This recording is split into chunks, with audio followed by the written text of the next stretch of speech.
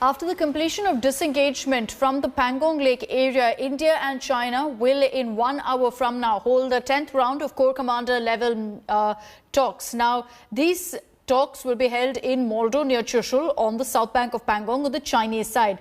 Both countries are verifying the disengagement that's been done at Pangong so far using unmanned aerial vehicles and satellite imagery. During the dialogue, the two countries will work out modalities for further disengagement, and this will be from friction points like the Depsang Plains, Hot Springs and Gogra, where Chinese continue to keep their troops. Fresh round of talks between the two nations also comes importantly a day after China admitted for the first time about casualties in the Galwan clashes, however completely downplayed the actual casualty count. Chinese authorities acknowledged that 4 soldiers were killed in the Galwan clashes in June last year. China's state-owned media also released what it claimed was the first video footage of the deadly incident, trying to pin the blame on the Indian side. That video is on your screens, what China has released.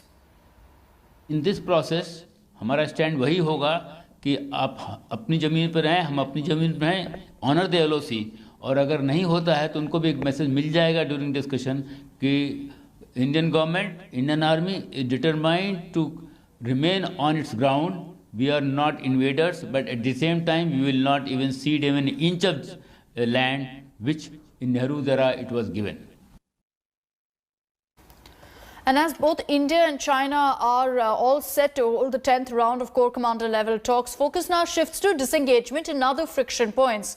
So like Pangong, will China pull back next from Depsang, Hot Springs and Gogra? Let's listen in to an excerpt of the conversation that Gaurav Sawant had with Lieutenant General Y.K. Joshi. He is the GOC of the Northern Command.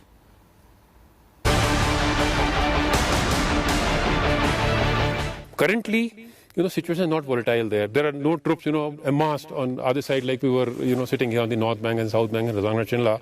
So it has been agreed as one of the friction points, and post the disengagement that is happening now, we will sit down and discuss and resolve that issue as well. Like I said, the area of listening perception is the maximum there. When our patrols go, they give us a face-off. They do not allow us to go up to our claim line, and we also not allowing them to go up to their claim line. And let me take this across to Gaurav Sawant, who's joining us live this morning from Leh.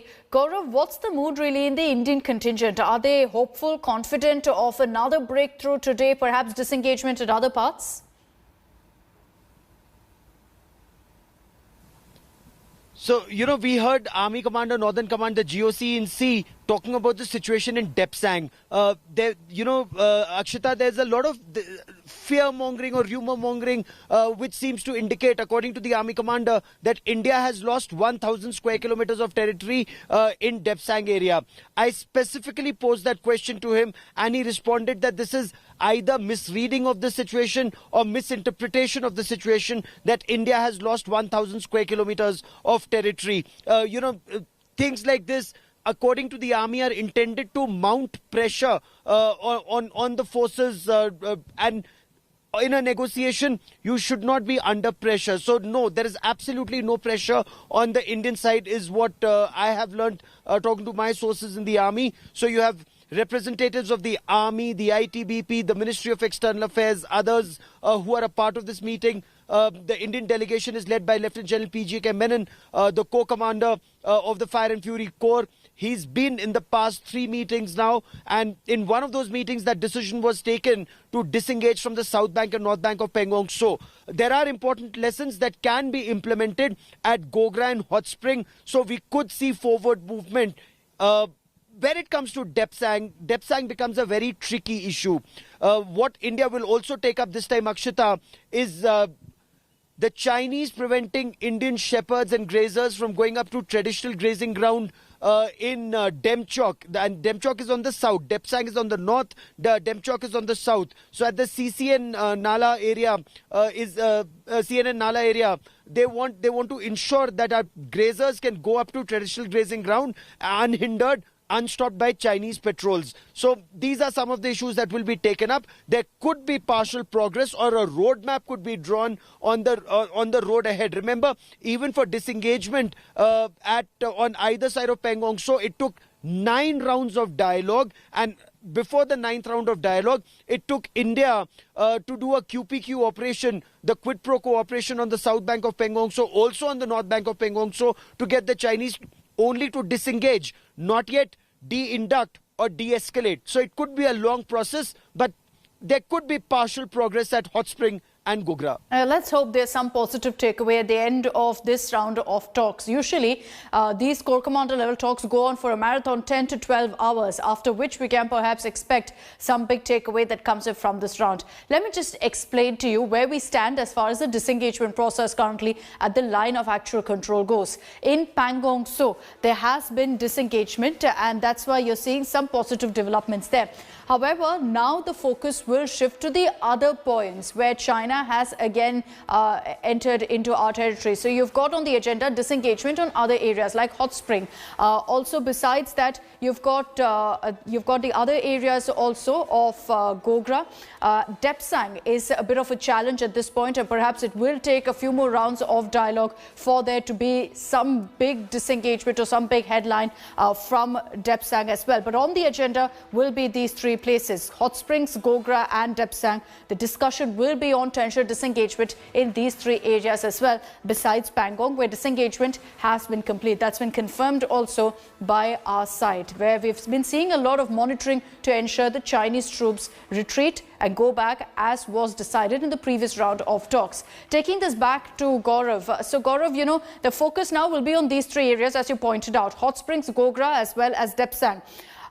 Keeping in mind what's happened since the 9th round and the 10th round, where you've got China, you know, making a number of statements about what happened at Galwan, trying to pin the blame on India, trying to downplay its casualties, even putting out videos purportedly of what happened in June 2020.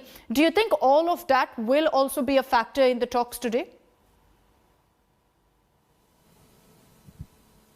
If we go by past precedents, unlikely. Of course, China does get perturbed when Indian media, and this I've learnt on authority from some of those who've been in meetings with Chinese in the past, and not just related to Ladakh, but also elsewhere, because China comes and tells government of India that Indian media paints them as villains in every situation, and this needs to stop.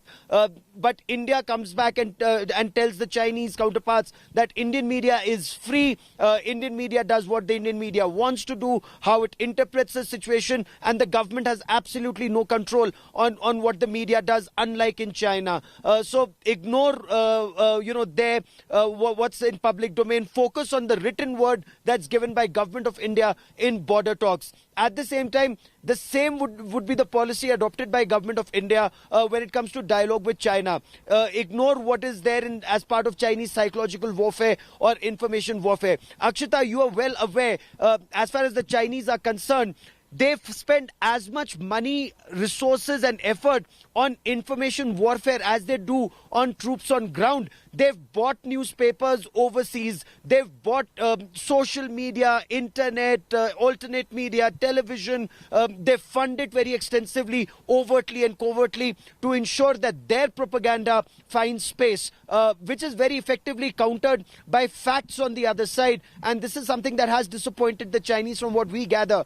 But the talks will remain very focused. Demchok in the south, traditional grazing, that CNN Nala issue, Depsang, Gogra and Hot Spring. A very systematic, resolute approach. If you recall last time, the 9th round of talks went into the 16th hour, 16 hours marathon meeting before a resolution was finally arrived at. And this round perhaps also will be marathon talks, will be a marathon meeting. Gaurav, thank you for the moment for joining us. In just about an hour from now, we're expecting that the talks will officially begin between India and China. Hi everyone, Preeti Chaudhary here. Hope you like this video. For latest news and analysis, like and subscribe to the India Today YouTube channel. And don't forget to press the bell icon to stay updated. Thank you for watching.